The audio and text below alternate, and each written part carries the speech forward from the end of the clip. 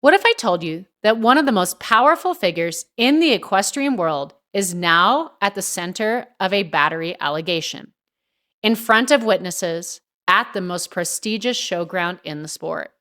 And what if I told you this might not be an isolated incident, but part of a much larger pattern the horse world has been quietly dealing with for years?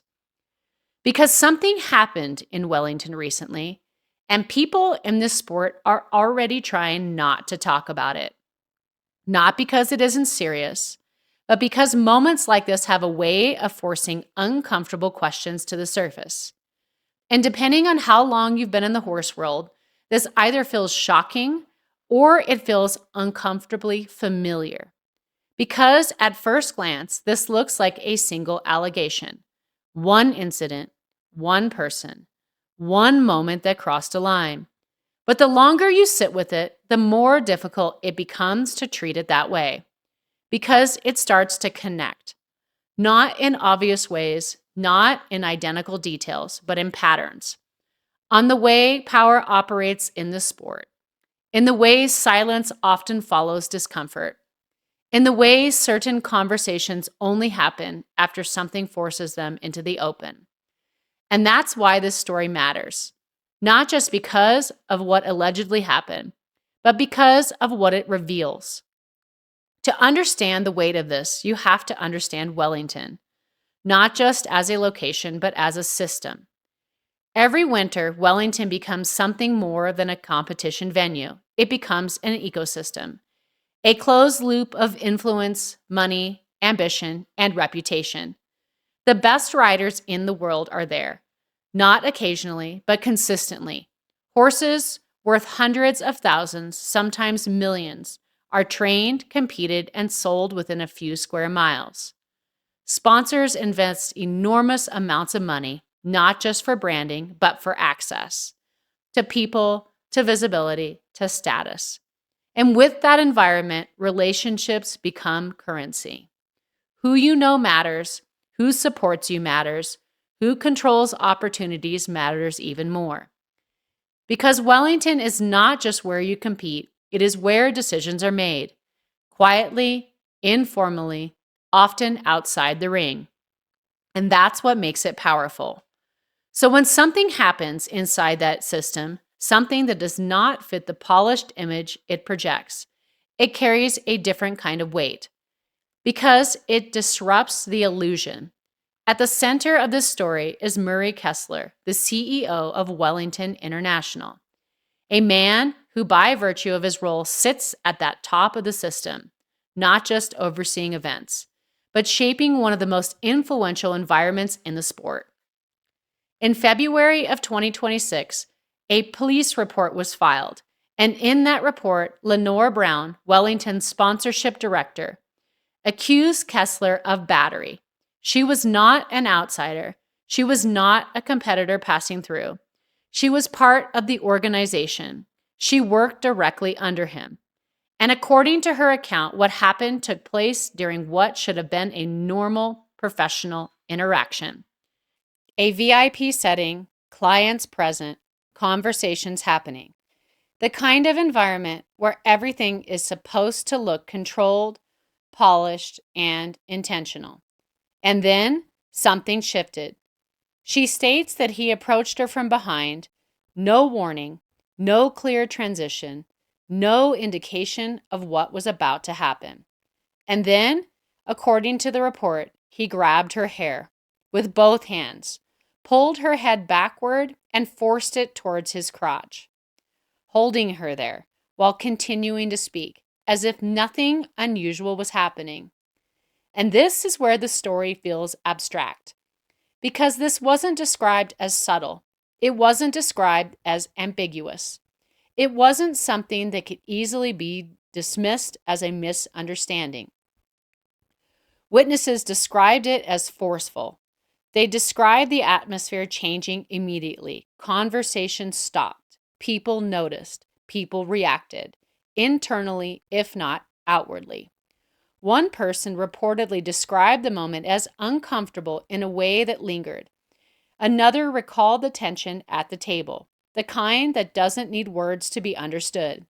And perhaps most tellingly, there was mention of a child present who questioned what was happening, which tells you everything you need to know about how visible this moment allegedly was.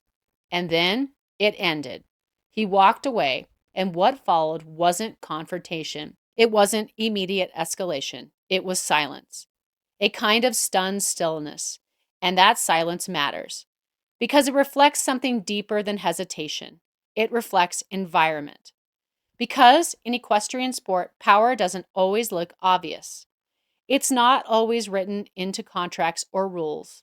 It exists in relationships, in access, in opportunity. A trainer decides which rider gets the best horses. An owner decides who stays in the program. An executive influences who gets visibility, sponsorship, and support. And when your career depends on those things, every interaction becomes layered.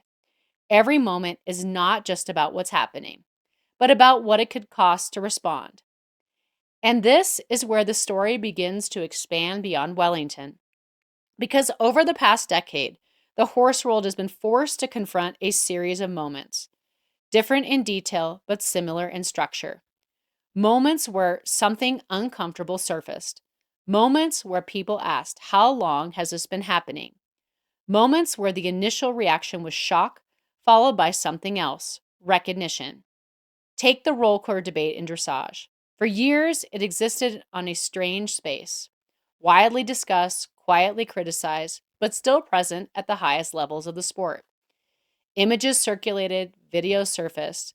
Veterinarians raised concerns about physician strain, airway restriction, and long-term damage. And yet, the practice still persists. Not because people don't know, but because the people doing it were successful.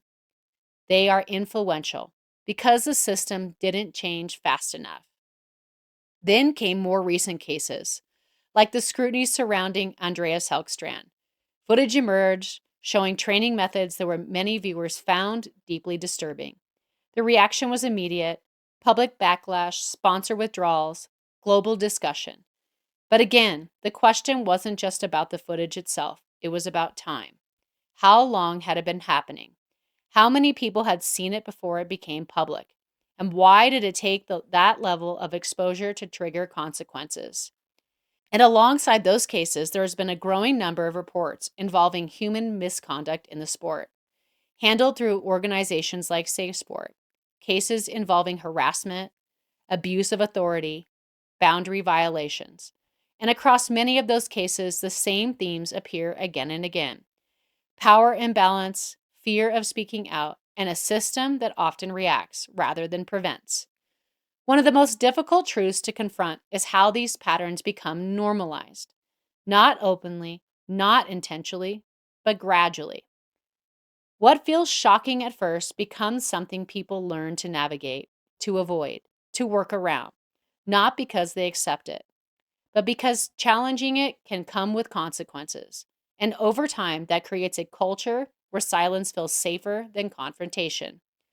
So when you look back at what allegedly happened in Wellington, it doesn't exist in isolation. It exists within that culture. A moment in a VIP tent, multiple witnesses, a visible act described as forceful, and a silence that followed. And the question that lingers isn't just what happened. It's what was allowed at that moment to exist in that space. Because environments don't just host behavior, they shape it. For years, the sport has been forced to examine how it treats horses. Stricter rules, more oversight, greater public scrutiny.